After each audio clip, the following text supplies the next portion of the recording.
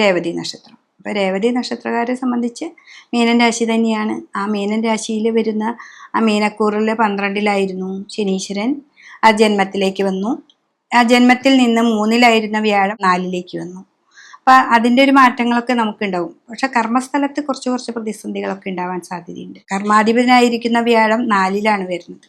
അപ്പൊ ആ 4-ൽ നിന്ന് കർമ്മത്തിലേക്ക് നോക്കുന്നുണ്ടെങ്കിലും സാമ്പത്തികമായി ചിലപ്പോൾ നമുക്ക് കയ്യിൽ കിട്ടായി ഉണ്ടാവും. ഒരു മാസത്തെ ശമ്പളം കിട്ടാണ്ട് വരും.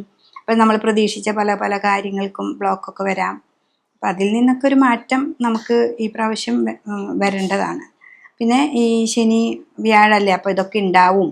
എനിക്ക് വ്യാഴക്ഷേത്രത്തിലാവുമ്പോൾ നമുക്കൊരു തിരിച്ചറിവ് വരുന്നു. ഇതൊക്കെ കുറച്ച് നാളുകളായിട്ട് ഞാൻ അനുഭവിക്കുന്നുണ്ട്, അത് 2 ദിവസം കഴിഞ്ഞാൽ അത് ശരിയാവും എന്നുള്ളൊരു തോന്നലൊക്കെ നമുക്ക് തന്നെ വരുന്ന ഒരു സമയമാണ്. അപ്പോൾ 7-ര ശനി എന്ന് പറഞ്ഞിട്ടുണ്ടെങ്കിൽ ശനീശ്വരൻ തന്നെ നമ്മുടെ ജീവിതത്തിനെ മാറ്റിയും മറച്ചും കാണിച്ചു തരുന്ന ഒരു സമ്പ്രദായമാണ്.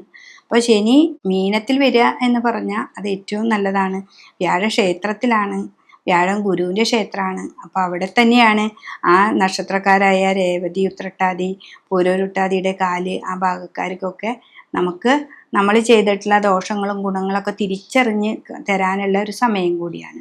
അപ്പോൾ ഇതൊക്കെ തിരിച്ചറിഞ്ഞുകൊണ്ട് നമുക്ക് മുന്നോട്ട് പോവുകയാണെങ്കിൽ ഈ ഒരു വിഷുവിൻ്റെ ഫലമനുസരിച്ച് നിങ്ങൾക്ക് ഏറ്റവും നല്ലതായിട്ട് ഒരു വർഷക്കാലം നല്ല രീതിയിൽ മുന്നോട്ട് പോകാനായിട്ട് സാധിക്കും.